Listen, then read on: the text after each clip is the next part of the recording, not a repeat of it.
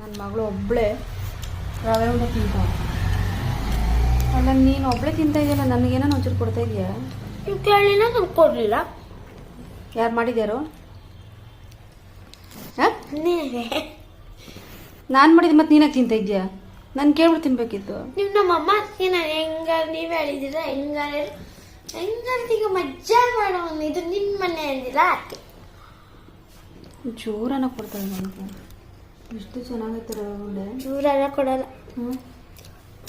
ಒಬ್ಬಳೆ ಹೆಂಗೆ ತಿಂತಾ ಇದೆಯಲ್ಲ ಮನೆ ಹಚ್ಚಿ ಇಂಥ ಮಗಳು ಸಾಕು ಪಾವೆಲ್ಲ ಮೇಲೆ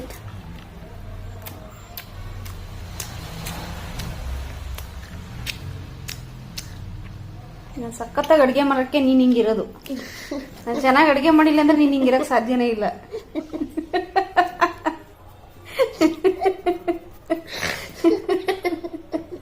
ತಾನೆ ಎಲ್ಲ ಅಡುಗೆನೂ ಸಖತ್ತಾಗಿ ಮಾಡಲ್ವಾ? ಮಾಡ್ತೀನ ಇಲ್ವಾ? ಮಾಡಲ್ವಾ? ಅಲ್ಲ ಸಾಯಂಕಾಲ ಹೊತ್ತು ಅಡ್ಗೆ ಮಾಡೋದು ನಾನು. ಬೆಳಿಗ್ಗೆ ಹೊತ್ತು ಅಂಬ್ಲಿ ಮಾಡೋದು ನಾನು. ಮನೆ ಒರ್ಸೋದು ನಾನು, ಮನೆ ಉರ್ಸೋದು ನಾನು, ಮನೆ ಅಡ್ಗೆ ಮನೆ ಮಾಡೋದು, ಬಟ್ಟೆ ತೊಳಿ ನಾನು, ಸ್ಕೂಲಿಗೆ ರೆಡಿಯಾಗಿ ಹೋಗೋದು ನಾನು. ಯಾರು ನನ್ನ ರೆಡಿ ಮಾಡ್ತಾರೆ, ಯಾರು ನನ್ನ ಬಟ್ಟೆ ತೊಳ್ತಾರೆ, ಯಾರು ನೀವು ಅಡ್ಗೆ ಮನೆ. ನೀನು 1ನೇ ಕ್ಲಾಸ್ ಹುಡುಗಿನ ಇಲ್ಲ UKG ಹುಡುಗಿನ? ನೀನು ರೆಡಿ ಮಾಡಕ್ಕೆ 7ನೇ ಕ್ಲಾಸ್ ಹುಡುಗಿನ, ನೀನೇನು ರೆಡಿ ಮಾಡ್ಬೇಕು? ಎಲ್ಲರ ಅಪ್ಪ ಅಮ್ಮ ಅವ್ರನ್ನ ರೆಡಿ ಮಾಡಿ ಕಳ್ಸೋದು ಗೊತ್ತಾ? ಎಷ್ಟು ಖುಷಿ ಆಗುತ್ತೆ ನಂಗೆ. ನೀವು ರೆಡಿ ಮಾಡಿ ಕಳ್ಸಿ. ನಾಳೆಯಿಂದ ಆಯ್ತು, ನಾನೇ ಮಾಡ್ತೀನಿ. ಫ್ರಾಕ್ ಹಾಕಿ, ಡ್ರೆಸ್ ಹಾಕಿ, ಯೂನಿಫಾರ್ಮ್ ಹಾಕಿ, ಶೂ ಹಾಕಿ, ಸಾಕ್ಸ್ ಹಾಕಿ ಎಲ್ಲ ರೆಡಿ ಮಾಡಿ ಕಳಿಸ್ತೀನಿ. ಎಪ್ಪು ನಿನ್ ಜನ್ಮಕ್ಕೆ ಹೋಗಿ ರವೆ ಉಂಡೆ ಕೊಡು ನನಗೆ ತಿನ್ನಕ್ಕೆ. ಖಾಲಿ ಆಯ್ತು ಹೋಗಿ. ಏನ್ ಮಾನ್ಯ, ನಾನು ಒಂದು ತಿಂದಿಲ್ಲ, ಎಲ್ಲ ನೀನೇ ತಿಂದಾಕ್ಬಿಟ್ಟಿದ್ಯಾ? ದಿನ 2 ತಿಂತೀನಿ.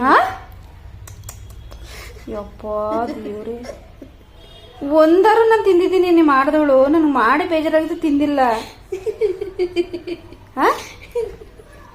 ಎಲ್ಲ ಮೆತ್ತಗೆ ತಿಂಕ.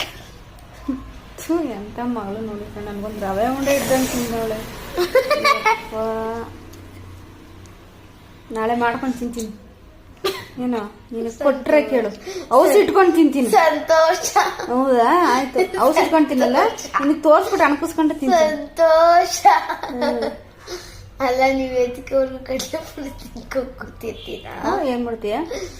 ನನ್ಗೇನ್ ಕಾಣಲ್ಲ ಅಂತಿದ್ದೀರಾ? ಸ್ಕೂಲ್ಗೆ ಹೋದಾಗ ಮಾಡ್ತೀನಿ ನೋಡು. ನಾನು ಹುಡ್ಕಲ್ ಬೈಡಿ ಬರೀನಾ? ಹೋಗು ನಾಯಿ, ನಿನ್ನಂತ ನಾಯಿ ಜನ್ಮಕ್ಕೆ ಇದ್ದಾಗ